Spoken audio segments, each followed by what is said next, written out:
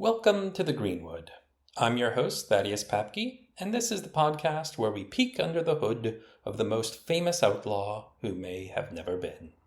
From archers and archaeologists to producers and playwrights, we interview subject matter experts and content creators to learn why this figure continues to endure and consider what we can learn by examining what historian Maurice Keene called the matter of the Greenwood.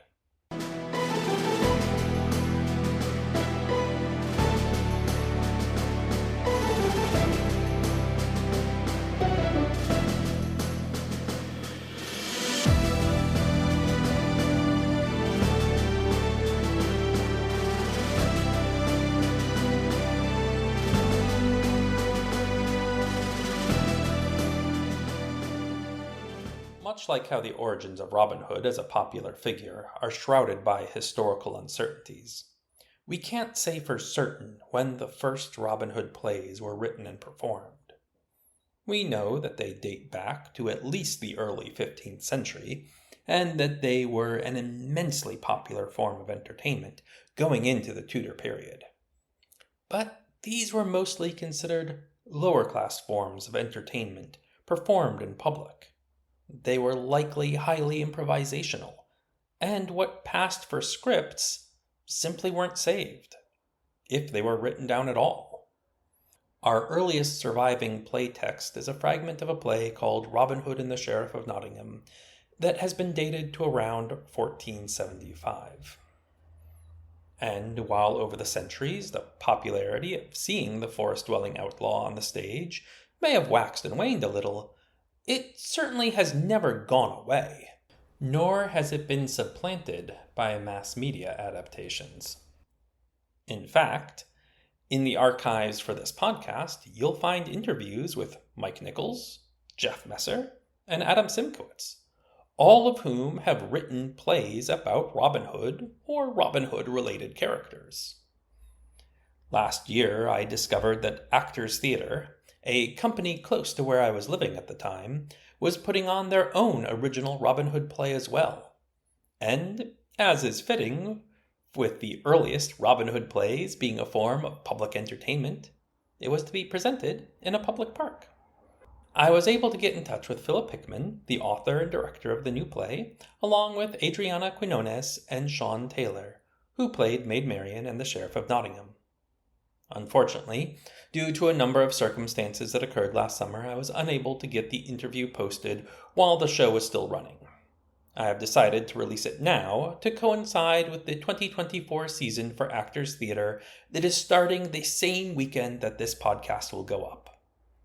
This year, their productions include an adaptation of Beauty and the Beast, directed by Philip Hickman, a play called Chicken and Biscuits, Shakespeare's Twelfth Night, and an adaptation of the Iliad.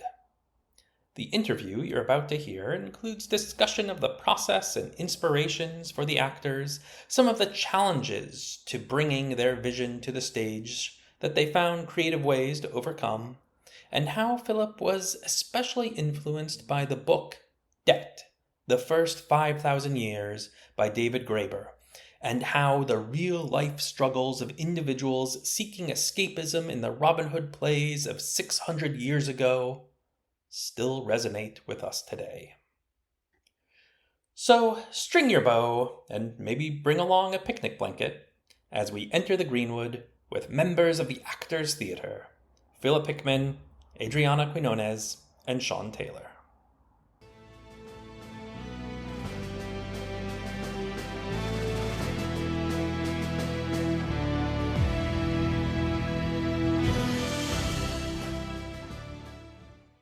Thank you for joining, everybody. Let's go ahead and have you all introduce yourselves. Let's start with you there, Philip. Yeah, my name is Philip Hickman. I am the artistic director at Actors Theatre of Columbus. I am a semi-retired actor, and I write plays, I direct.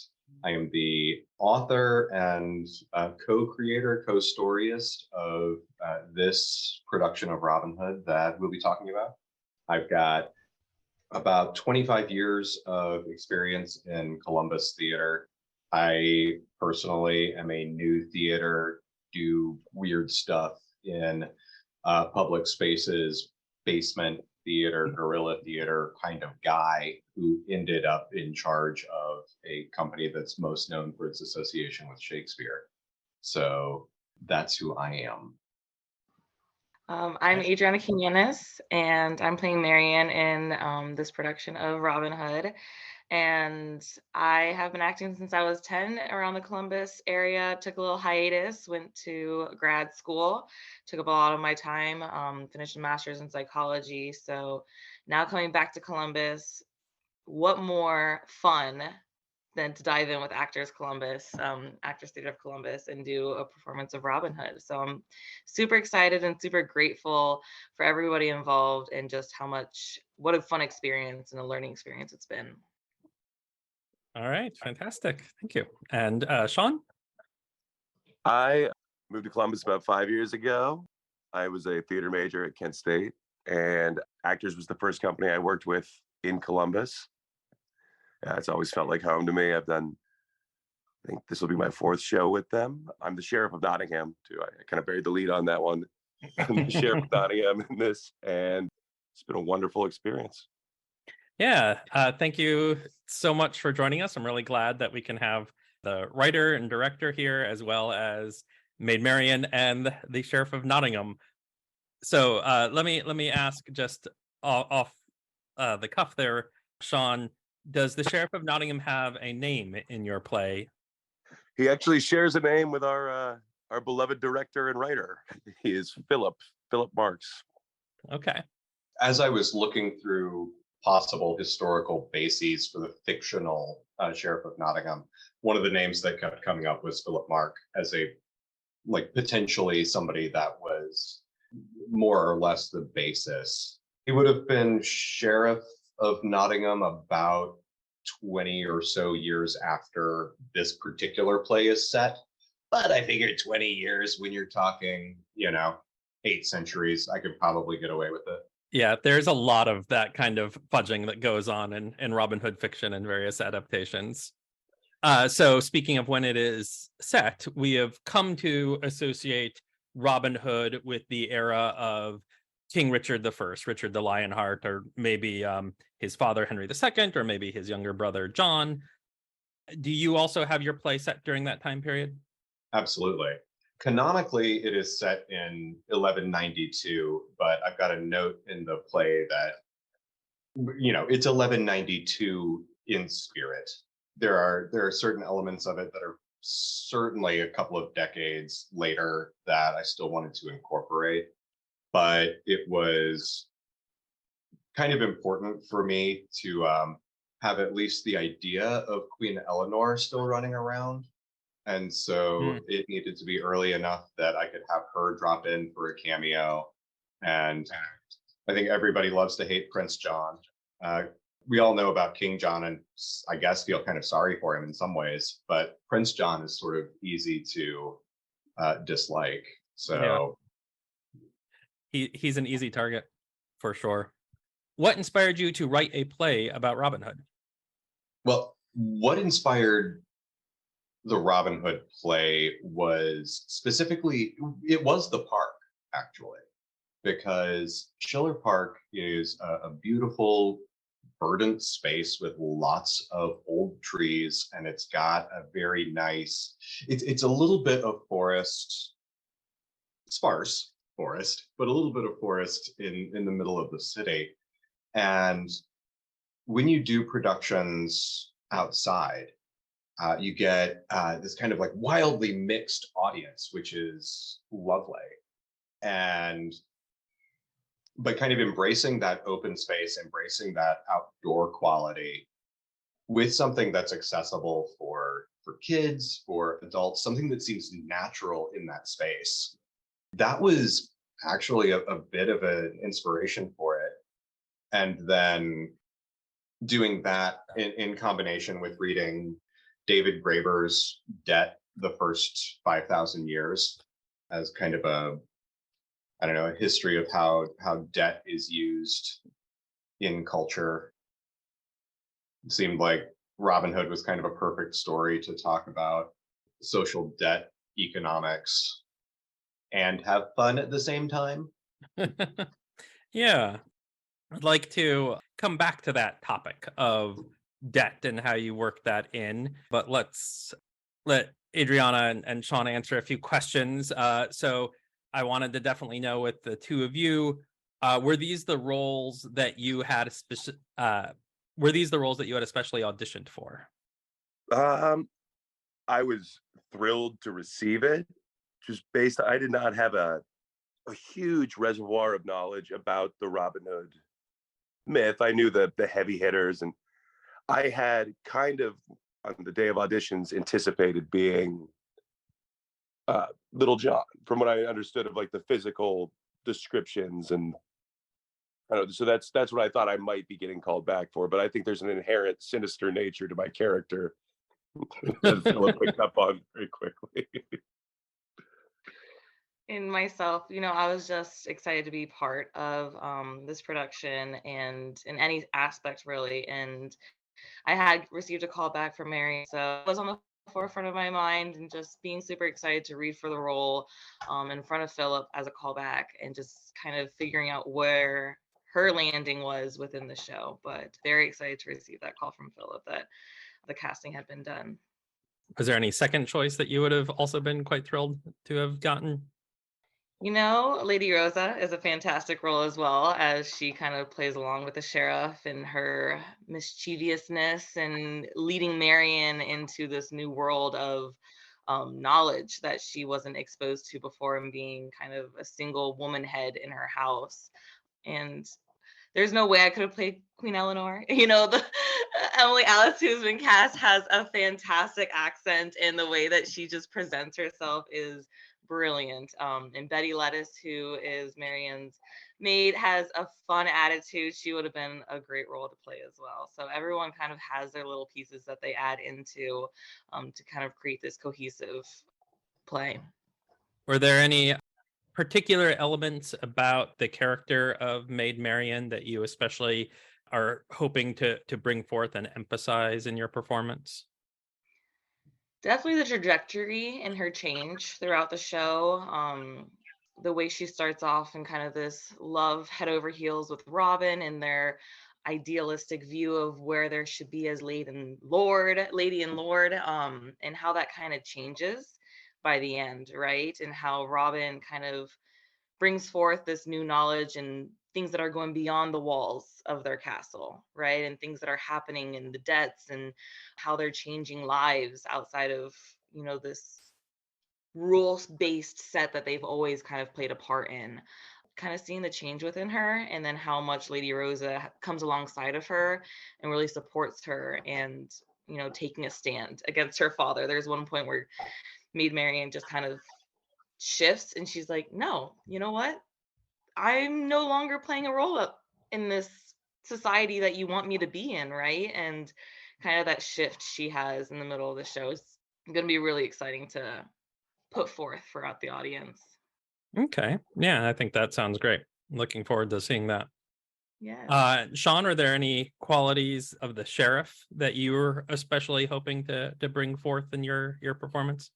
Very much our show. There's a very human element to him. He's a tool of forces that he detests, but he's using it as a means to get where he wants to be. If I'm doing my job right, it should be that should be evident that he's begrudgingly doing these things, not without a certain flair, but if things had gone slightly different for him, he might have been a merry person in the woods, but opportunity and circumstance and has dictated he is on the opposite side of things. I want to capture that there's something more complicated than just a beard stroking villain Mm-hmm. to the man. He's conflicted. Yeah. That sounds compelling. Looking forward to seeing that too. So, Philip, were there any particular characteristics regarding the character of Robin Hood when you were writing him that you wanted to make sure that you were bringing forth? Yeah, I think for this particular Robin Hood story, I think it's incredibly important that Robin be able to relate to people in this kind of like charming way that he's able to move back and forth in different societal contexts. And he's not always great about it. He's young, he's learning how to do this. But it was really important that his primary skill, the main thing that I think Robin Hood brings, is this kind of effervescent charm. And so when you have that, you can get people who are very talented to work with you. So I think that was one of the things that I really wanted to bring out. Just why should these merry persons like him? Mhm. Why should Marion like him? Yeah. What makes him likable? Yeah. Yeah. So that was the biggest thing that I wanted to bring out. He can't just be some charmless superhero who's just better than everybody at everything. Excellent. There's no story there. So, are there any particular challenges that you've encountered? Robin Hood is a character that has been done on stage for literally centuries, but every play has its particular challenges, especially in the modern day. We've come to associate Robin Hood with action films. So, is there any action that you've tried to incorporate into your play? Has that has that presented any particular challenges for you? So a couple of the challenges, one was met, I would have to say, with great flair by our fight choreographer, Leo Santucci, who has created these beautiful fights that work really well on stage, are narrative. And so you've got a great, lovely quarterstaff fight. You've got the sheriff and Robin fighting a couple of times, and Sean and Robbie, who are the sheriff and Robin, they are some tall lads. They're some tall lads with some long swords, and so it makes a really nice picture when you've got a sword, 13 feet up in the air. It's a pretty compelling picture. So that was one of the elements. Like, it has to be exciting. It can't just be talk. I can't catapult anybody over a wall, but Yeah. we can at least have some fun with the fights. And then the other element that I think is challenging is that in this story, you need interior spaces. You need these kind of compressed stone spaces inside castles, inside keeps. But you also need the kind of openness of the forest, the openness of the woods. And it's like, how do you have both of those things on the same stage? And what we've ended up doing was actually going way, way back into Greek theater, and we're using what are called periactoi, which are these kind of like triangular columns, essentially, that are you have them painted with a background on one side. You can have 3 different backdrops for them, and then you just turn them, and then you get whichever picture you want in the back. And so it's kind of fun to use something so old to try to tell a new story. Yeah. Yeah. And given the limitations of the stage that you're using, you're not inside a big theater with lots of room for backdrops and so Right. on. Yeah, no, they keep shutting down my plan to bring in a crane so I can just like fly people across the stage. Yeah, speaking of old Greek theatrical tricks. Mm-hmm. So Sean, he mentioned you there getting involved sword fighting against Robin Hood. Prior to this show, did you have a lot of experience with stage combat? In college and in high school, I was in 2 separate adaptations of Macbeth, and I had sword fights in both, and that was 5-6 years ago. So no, going into this, I did very limited amount. And day 1 of fight rehearsal, I'm blind in my left eye. And I went and I told Leo that I was like, I don't know if you're gonna have to adjust anything here. I was terrified because Robbie's a great guy. Robin, that I was gonna like concuss him with one of these swords, or there's another scene where I'm throwing staged punches at somebody, and so I did have an initial terror that I was going to maim somebody for the first couple of weeks, but Leo is incredible, and now it's probably the moments I look forward to the most in the show. The opportunity, these sword fights really are they're they're fun, they're engaging, they give me an energy and they're visceral in a way that helps me engage with the rest of the performance. So I'm thrilled about them. Could you describe what sort of stage combat swords are like for you to use? The ones that Robbie and I use are gigantic two-handed long swords. Are they blunted steel swords? Oh, the tips are blunted. Like I couldn't perforate him. But it's They're still metal and a heavy chunk of iron. Oh If you were to yeah, yeah. actually hit somebody, it would. It's probably about 15 to 20. I don't know. Philip, would you have a how heavy are those swords? Because they're not they're not too easy to swing around. Like No, I would offhand, I would guess like 8 to 10 pounds. It's a chunk of steel. Yeah. I'm making myself sound so much stronger. I'm like, yeah, they're like 30 pounds. No, they're really well balanced for someone my size. Mm-hmm. Yeah, just wanting to give the audience, a sense that what we're talking about when we're talking about these stage combat weapons, they're not sharp swords, but when it comes to actual medieval weaponry and metal swords, the sharpness is only part of the point. It's still a huge, heavy chunk Right. of metal that you're having to very carefully learn how to control and swing, and the part of Okay. why the choreography is so extremely important. Yeah, I would I'll- prefer not to be hit by a piece of steel, whether it's blunt or sharp. It's kind of what I was going to say. A whack from one of these is it's not going to be a pleasurable experience for anybody involved. All right, and Adriana, does Maid Marian get to swing a sword in there as well?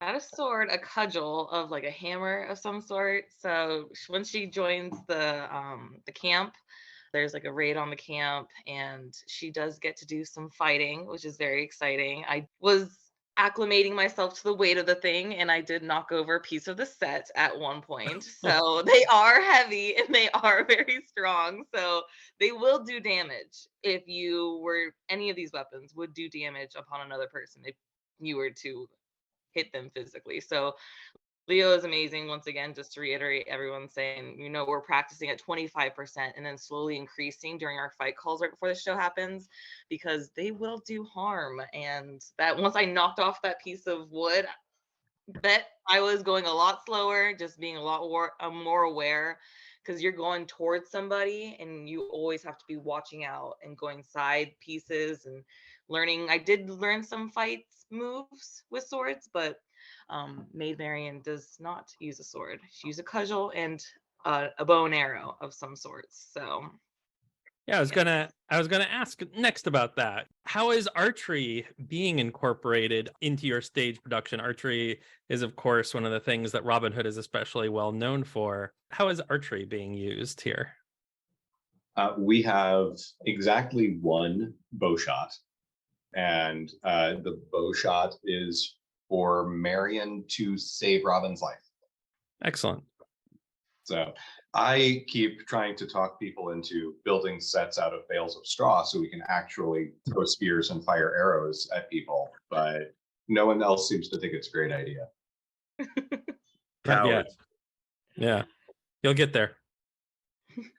Did any of you have any particular inspirations that you drew from, whether it was earlier adaptations of the Robin Hood story and these characters, or other sources that you thought really spoke to what you wanted to bring out with these characters? Well, I know Alan Rickman comes to mind. I know he was the sheriff in the Cosner Robin Hood, but that wasn't necessarily what I was drawing from. It was more Hans and Die Hard. That I was looking at this debonair, charming guy who can be very pragmatic and practical when he needs to be. That was probably my biggest influence on my approach to the characters. Somebody who can be funny and oil slick in 1 minute and then terrifying in the next. I actually kind of love the idea of taking inspiration from Rickman, but looking more at Hans Gruber than his Sheriff of Nottingham. For myself, Robin Hood that we're telling is very fantastical. It's very much a fantasy romance. So I was looking more into like the Disney princesses and the live actions, pulling from Belle and Jasmine and how they're very knowledgeable and very book oriented. But then both of them go through, this change suddenly throughout their storyline and kind of how their romance changes within that relationship. So, and then Emma Watson's just fantastic in anything she does. I just love her. So, and listening to her British accent and kind of trying to hone that in within myself, that was really important and exciting for me to experience. How about you, Philip? Were there other fictional sources that you were finding inspirational when it came to trying to write this story? Oh, sure.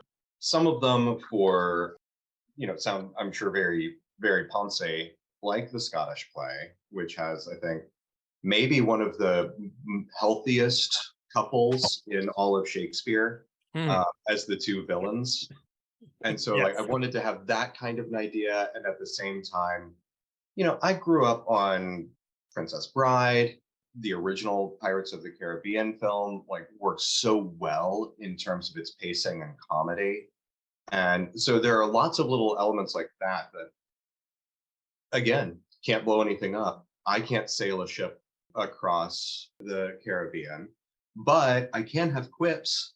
I can have lowly characters with delightfully fun conversations, steal a little bit from Monty Python. And I think it's our lowliest pair of people, I think, who end up having some of the deeper philosophical conversations. So lots of things like that, little bits and pieces. I'm just like, how do you tell a story and make it fun? Do you have any particularly favorite quips that you want to share with us that you managed to work in? Oh, my favorite is probably going to be the least favorite of everyone, but I studied. It's the writer's prerogative.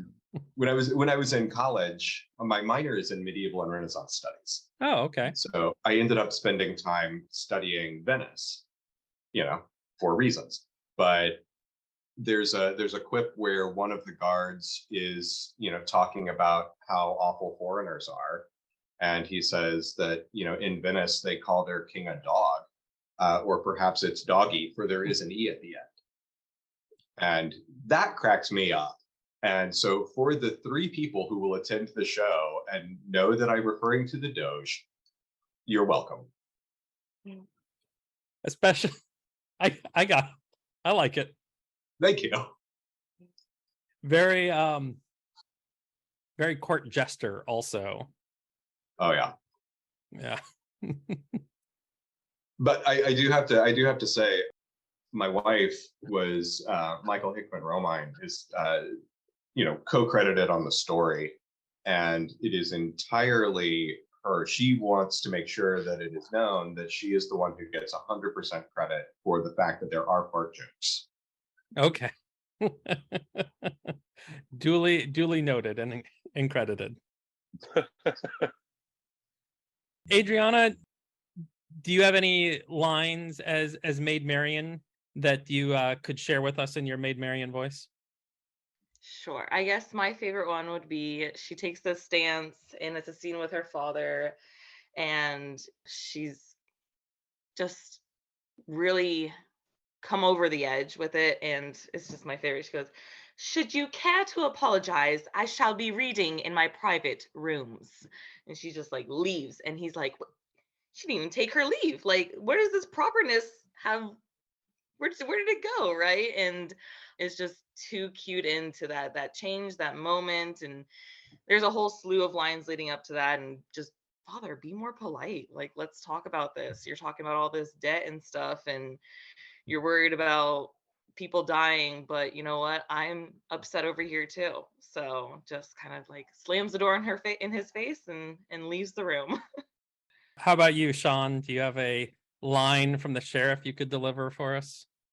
So there's a moment two guards are having a discussion about they're discussing the Crusades and whether or not they're justified. And One guard goes, "The Crusades, of course they're justified. They're from God. They're holy." And then the sheriff kind of erupts out of where he's been watching and listening to him, and goes, "I was in the Crusades. They were less than holy." And there's just such a, I don't know, a menace to it. I also have a cold right now, so that wasn't my finest delivery, please. The sheriff has this grinning. All my interactions with Rosa, my partner throughout the show, and McLean is tremendous. There's just a lot of little romantic quips back and forth that I love. My favorite sheriff line of all might be the final thing he says to Robin Hood. The two are having like a little conference before the climactic moment of the show, and Robin Hood has a nice little monologue where he explains that even though he might not be there to see it, goodness will prevail. And there's a moment that the sheriff looks back at him and says, "I hope so." And I think it gives some, again, just a depth to the character. He's not just there to beat him. He has his own prerogatives. Mm-hmm. No, I like that. I like that a lot. So you've mentioned Lady Rosa. You've mentioned Marian's father. We've also mentioned Queen Eleanor, and of course, Robin Hood is in there as well. Are there any other characters that people should expect to see in this production? Yeah. So two of the so we have our merry persons, right? We've got Will Scarlett and Alan Adale, who are a couple, and we've got John Little and Alice Little. They've been married a while. They have been part of Friar Tuck's little close compatriots for many years now. We've got a pair of guards, Jeffrey and Gideon. In some ways, they sort of tie the whole thing together. They are in some ways our little narrative string. Mm-hmm. And they are a delight. But then we've got like I said, we've got Lady Rosa and the Baron Stratford, who is Marian's father, has a pair of servants, Winifred and Betty Lettuce, who are also kind of key to the whole thing. Probably, let's see, Lord Bailey runs around. Lord Bailey ends up being kind of plot centric. And then probably my favorite named character, who is the gentleman with the stupid hat. So, I'm sorry. What was that again? The gentleman with the stupid hat. The gentleman with the stupid hat. Yes. There were a lot of stupid hats in the Middle Ages. Oh yeah. Oh yeah. This is how we tell him apart. But one of the things that was important for me in this is that I think that the hero's journey works just fine for that kind of thing. But I also think that it's kind of fun to try to tell stories that aren't just the hero's journey. And let's see what happens if Robin isn't a savior character or kind of exalted leader kind of character, and is instead a part of a whole community. And and kind of hand in hand with that was the idea of what happens if we can't pin evil on any one person.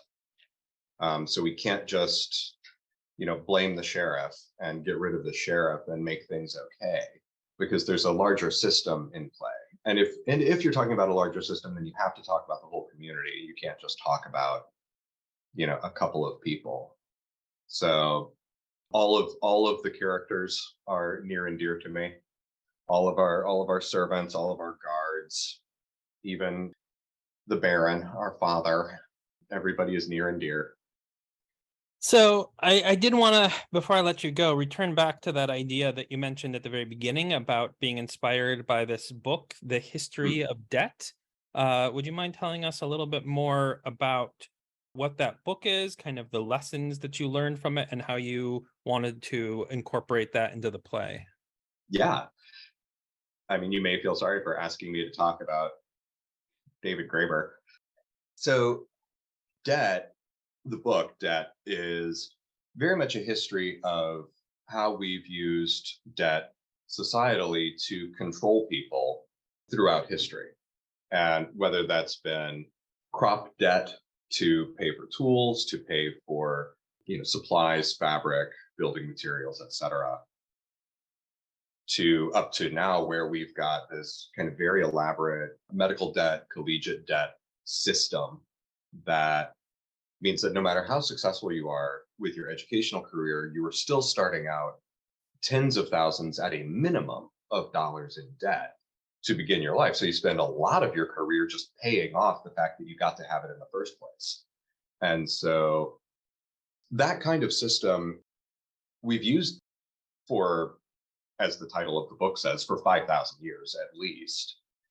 And I think that the medieval period is a really nice, convenient way to talk about it because you've got the peonage system, the feudalism system where you are growing crops for someone else and then they don't provide you with any housing or equipment or anything like that. You have to buy it so that you can continue growing the crops for someone else.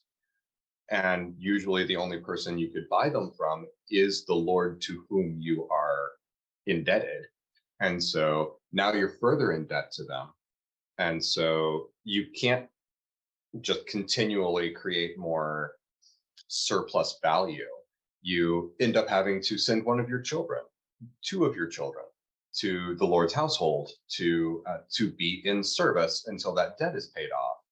Strangely, that debt just keeps rolling over and never gets paid off. And now your child has been put in service for most of their adult life. And as I don't think we tend to think about that when we think about the medieval era, that the system in England was that brutal. We don't like to talk about that. I think we prefer to talk about knights and tournaments and banquets and things like that. So yeah, and so when I think about the merry persons, why would they be doing what they're doing? And Mhm. it's directly because of this system. It's directly to step outside of that system. This is around the same era that you have Francis of Assisi basically saying that this entire system is corrupt, evil, and wrong, and stepping entirely out of it so that he could preach against it. And so this idea was going on in the era. We have the idea of Robin Hood. We have real life Francis of Assisi. All of this is happening at the same time. We're not that far off of some very legitimate revolts in the future about this system. And so so Graeber's Debt, the first 5,000 years, was really influential in taking the notions that I had and the bits and pieces that I had in place. He did such a brilliant job of crystallizing those for me in a way that I could tell a story about real people that happen to live in that system, which Mhm. glad we don't have to deal with that anymore. Not to varying capacities depending on where you are in the world and how much Right. student debt you have and so on, as you mentioned earlier. And I live in West Virginia now, which has such a history of coal mining, which of course was infamous for the company towns Right. in even earlier in the 20th century. And that was very much exactly that way of controlling people's lives perpetually through debt. And we still get shades of that in varying ways today. And I do think that really brings up a very good and cogent point when it comes to looking at these Robin Hood stories. Very often, the term taxes get thrown around, and taxes certainly were burdensome. And very famously, King Richard imposed what is often referred to as the Saladin tax to help pay for the Crusades, and this was, onerous for some of the people in England. But it is so often presented as, oh, we have a greedy sheriff collecting too many taxes, or Prince John, or King Richard if he's the villain, whatever it is. There's this one source that is greedy and collecting burdensome taxes. But once that one source is dealt with, then our problems will go away. But looking at it much more through that lens of the systems of debt helps inform us about how, no, these are entrenched systems that are impacting people's lives consistently. It's not a single season where there was a heavy tax. It is the way that their whole society is structured at that point. Yeah. And so I think that's a really compelling thing for you to be trying to work into the play. Is that something that you're hoping will be a takeaway for audience members, that they will have some sense of that when they leave the play? Are you hoping to educate them a little? I mean, I hope that the audience leaves with some pause in their heart for Robin and Marian, for the merry persons, some joy and delight and a little adrenaline bump from the fights, some good laughs. And then maybe later when they're talking about, wait a second, who was the villain in that's maybe where that conversation can come out. I hope that it's present, but certainly a little further down the list of immediate takeaways. You don't want them to just walk away from that feeling like they just attended a sociology lecture? Bingo. There is a lecture on economics in the middle of the play, I do have to say, but it's fun. So, all right. Before I let you guys go, Adriana, do you have any particular early memories of Robin Hood? Kind of informative early experiences where you recall first being introduced to these characters and the story? The Disney, right? You kind of get that Disney picture in your mind of, those little animal creatures running around. And then as you grow up, you kind of see the other adaptations and kind of the humor with their adaptations of it. So just kind of learning that, sometimes the authority isn't always what it's cracked up to be, alternative motives behind these people and these kings and whatnot, but just how fun it is and how lighthearted, but still getting across such an important message through their stories. All right. And how about you, Sean? Do you have any early formative memories of Robin Hood that you can share with us? I think I watched something on Errol Flynn, and I remember when I was like 12, 13, and I remember seeing the scene of him splitting. It might have been on the History Channel. He's splitting one arrow with another, if I'm thinking of the right thing. And I was like, that's neat. That's a cool thing right there.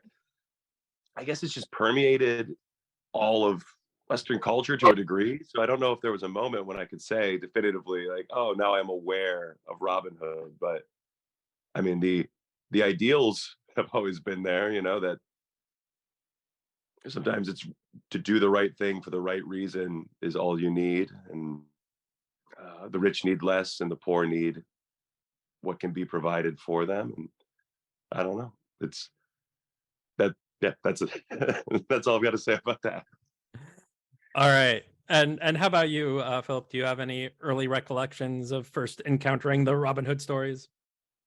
I know that I had a little picture book that, don't know what it was called, don't know where it came from, but it had these really lovely watercolor illustrations of Robin Hood. I particularly remember one where he is on a rock in the middle of a stream about to fight Little John, and That's probably my earliest memory. And then like the place where it really clicks in is getting kind of the double whammy of Prince of Thieves and Men in Tights.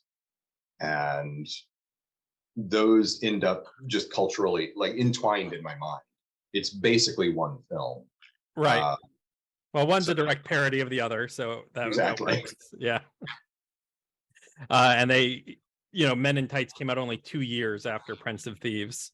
Now I remember, I think it's Time Bandits that has a scene with Robin Hood, a very brief scene with Robin Hood that I have held on to and treasured in my heart forever. So Yeah, Time Bandits, a film that should be brought to the stage. that would be a good play. Yeah, I believe that was John Cleese playing Robin Hood in that one. That was. So let's tell all of the audience just a little bit about what Actors Theater is and what it does, because I don't think we mentioned how this is kind of free, open to the public theater productions happening in the center of a large city. Yeah. Actors Theater was founded in 1982 by a handful of actors and creatives who just decided to go out into the middle of Schiller Park and start performing plays as a gift to their neighborhood, basically. And now here we are, 42 seasons later, with this, we've got a lovely stage that was built basically to be the home of Actors Theater. But we run Memorial Day weekend through Labor Day weekend every year. We go Thursday through Sunday every weekend. It is absolutely free. We do ask for donations. We need donations. We need support to be able to do what we do. But it's critically important that in this public space that we have the privilege of performing in, it's really important that no one be barred from that public space because they can't afford a ticket. And so we want to make sure that we are able to keep it free, which is why we need those of you who can donate to donate. We also have classes and camps. We do a lot of educational work. We do work in schools as well as classes and camps at the park. We've got things for all ages of kids, elementary, middle school, high school, everything from improv to Shakespearean acting to creating plays. We want young creatives. We want people to grow up with the confidence that they can make things. If they don't see what they want to see in the world, go and make it. Yeah, and I can, just personally vouch for Actors Theater and the performances. I've lived in Columbus a long time. I've been to many of the productions out there in Schiller Park, and my son recently performed in one of the productions that are done with the area middle schoolers in a very abbreviated version of Hamlet. I would hate to subject 8th graders to a 4-hour-long Hamlet.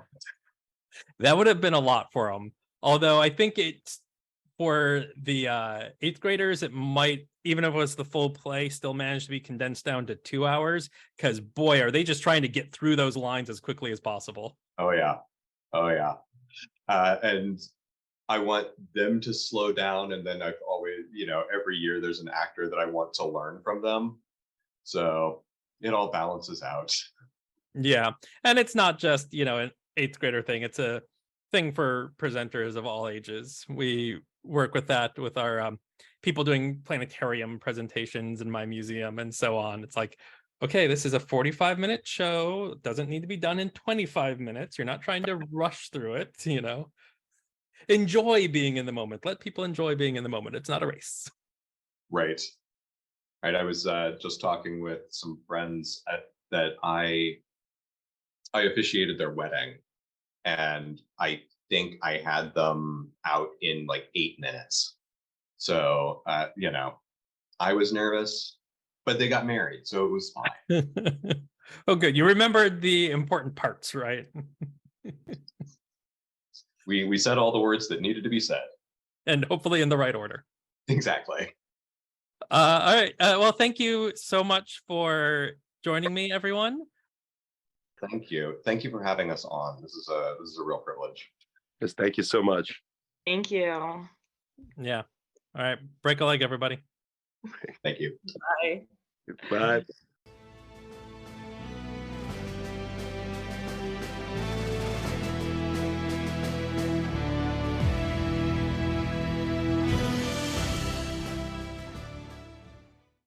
My thanks again to Philip, Adriana, and Sean for discussing last season's Robin Hood play with me. If you stick around to the very end of the episode, you'll hear the review I recorded with my friends as we left our viewing of the production.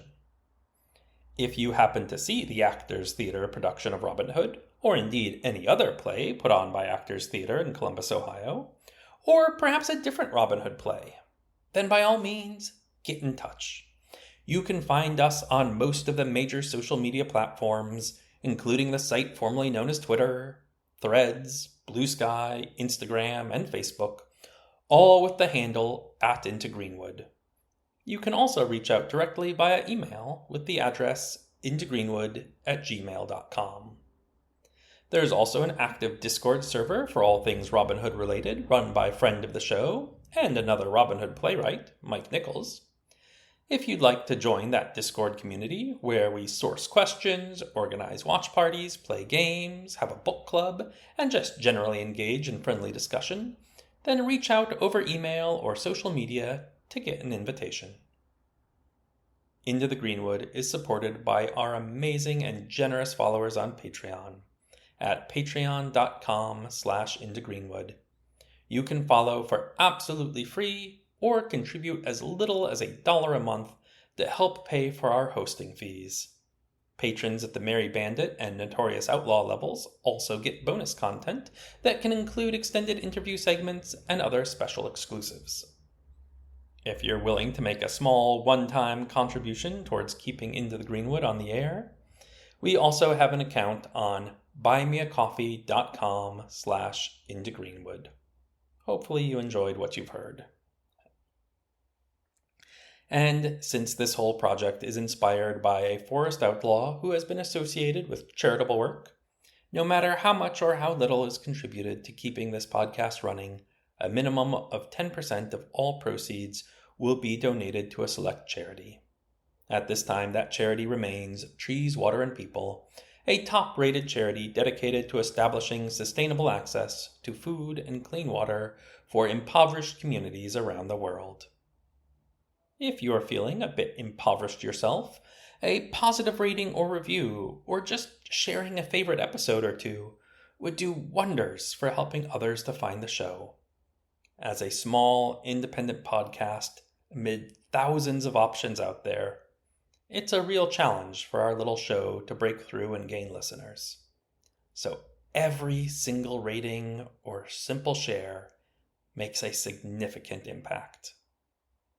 Into the Greenwood is produced and edited by me, Thaddeus Papke. Our theme music is by Plastic 3. That's all for now, though.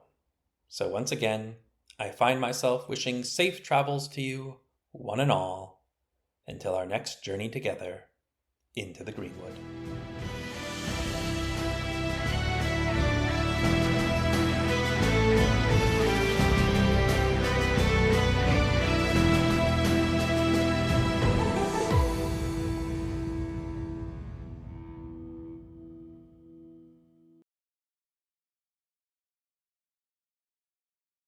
So, are we giving our reactions? Is that what we're doing? Yeah, so we just watched the Actors Theatre production of Robin Hood in Schiller Park, and we all left smiling and laughing and discussing how much we enjoyed it and all the performances and the various characters. I'm here with Richard Hopkins Lutz, Marianne Papke, and my daughter Ari. Ari, what did you think of the play? Pretty good.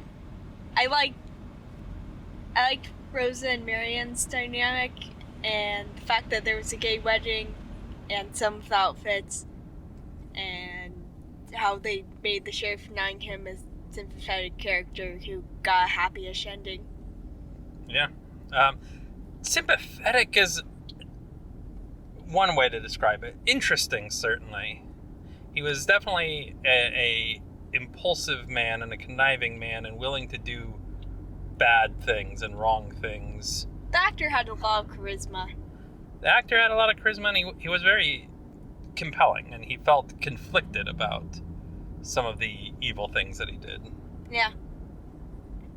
Committed like one murder, but the guy was awful. Yeah. I mean, one murder on screen. I mean, he does casually talk about executing people. and the guy wasn't a good guy, but he But only didn't. by virtue of that, he was a nobleman. I mean, Yeah. that also. No. He wasn't just. It wasn't just that. He was that exemplary kind of nobleman Yeah. where he considered everybody else to be pretty much trash. Yeah, he was the nobleman who was murdered was garbage, but he wasn't a guy who deserved to be killed. Yeah. Wasn't he though? Wasn't No. he? Oh. No, he was not. I guess. Deserved to be robbed in the forest? Sure. Oh, absolutely. Brutally stabbed to death? Not so much. I don't know. I think the Spoilers. I think the message of this play was that nobles might occasionally need a stabbing. That was No, not- that was not the message of this play. That was not the. moral. No, the message of this play was that the revolution is inevitable, and you should collectivize and rise up and return the means of production to the worker. I'm not actually making that up. No, that's actually Also all, gay all rights. true. Right. Also, gay rights. Yeah, marry who you want to marry. Love is love. Love is love, and who cares what old man in Rome says, as the play quotes. I think I think that the sheriff was a compelling and robust character with understandable motivations, and a real characterization. You really kind of understood who the character was and why he did what he was doing. You know, so often the sheriff is just a boogeyman. You know, he's just a two-dimensional evil oppressor, right? And this one, he talks about, you know, how he, you know, earned his way up, and he's done distasteful things, but that he did it because it was the system that he had to work in, but that at the end of the day, and this feeds into, you know, the murder that happens, they still look down on him. The nobles still look down on him because they view him as just a hired sword. Mm-hmm. Right, when he got more lands and stuff, that didn't really come with an upgraded title. It was just like, you're still a sheriff, but Yeah. now you're just of more places. Yeah. That's less, you get more stuff and you have more responsibilities. Yeah. But it was wonderful because part of the way that they filled him out as a character was through his relationship with this created character of Rosa. Yeah, she's really interesting. She was great. As I mentioned earlier, she's like friends with Marion, and they had a really cool dynamic. Yeah. But she's again, so this play, it falls firmly into the subversive class of play, where it's, you know, it is taking a well-known story and putting it through the lens of some revolutionary ideas. Notably, in the case of Rosa, there's a healthy dose of feminism. Right, Empowerment. and she like inspires Marion to say no to her father. Yeah. Who is so scandalized that Yeah, this is much different than a lot of other adaptations in that usually you have a lot of focus on Robin and Marion as these dynamic characters and these sort of leaders. Marion is usually the free-spirited one. Robin is the one who inspires revolution and so on. But in this case, it was really a story about those two characters learning from the other characters in the play. Yeah. Marion being inspired by Rosa and Robin Hood being inspired by the outlaws in Sherwood. By the way, the play starts with the Merry Men already an established band of brigands. Robin didn't found it, he just joins up. Yeah, an established band of brigands, and ones that were already robbing from the rich to give to the poor, very explicitly. Yeah, and Robin bucks against this when he first encounters it, because he's a little lordling who has just lost all of his lordliness. Actually, he's lost his lands, he's lost his title through the skullduggery of the sheriff in Prince John, and he has to learn about the plight of the peasant and why feudalism sucks to live in if you're anything less than the nobility. And this is something that even the sheriff kind of expounds on, that he has a pretty nice life, but it could be taken away in a moment at the whim of Prince John.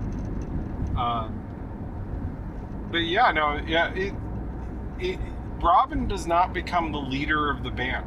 He becomes a figurehead that is targeted by the sheriff because he's a well-known figure, but he's never really the leader of the band. The leader, the band itself is a little bit communistic, though really John Little and his wife Alice, along with Friar Tuck, are kind of the real leaders. Is Alice also a character that's invented for this play?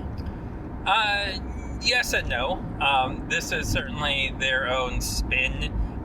There have been other versions of a wife for Little John. This one seems to be very strongly inspired by Little John's wife from the Robin Hood Prince of Thieves movie.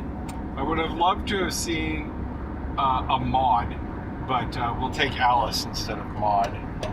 But their Alice was really good, though. Yeah, I liked her. And again, these characters were developed out. There's scenes where John and Alice talk about their life as farmers, their dreams. Yeah, the life they didn't get to have as farmers because they became outlaws. Yeah. And they became outlaws because they ran away from a life of servitude as serfs and decided they didn't want to just be somebody else's servants. Yeah, and then the flip side, you get the lords trying to justify their own existence, and it rings hollow. It's intentionally meant to ring so, but it does. It rings hollow. It's everyone has to have a lord. Everyone has to have somebody over them. It goes all the way up to God, which was actually the justification used in actual feudal times for feudalism. And that's why you need to fight God. That's a whole different podcast. But that was a line in the play. It was, yeah. Well, and then you have this subversive priest character in the form of Friar Tuck, who bucks against feudalism and bucks against the order of the church. He officiates Will Scarlett's and Ellen Dale's wedding. And it is they are an adorable couple, I will say that. Yeah. They were very convincingly adorable. They were a nice romance. Alice and Little John were a nice romance. The sheriff and Rosa, lots of clear respect and passion for one another. Good charisma between those characters as well. And I liked the Robin and Marian romance. It was meant. It felt. You could feel it.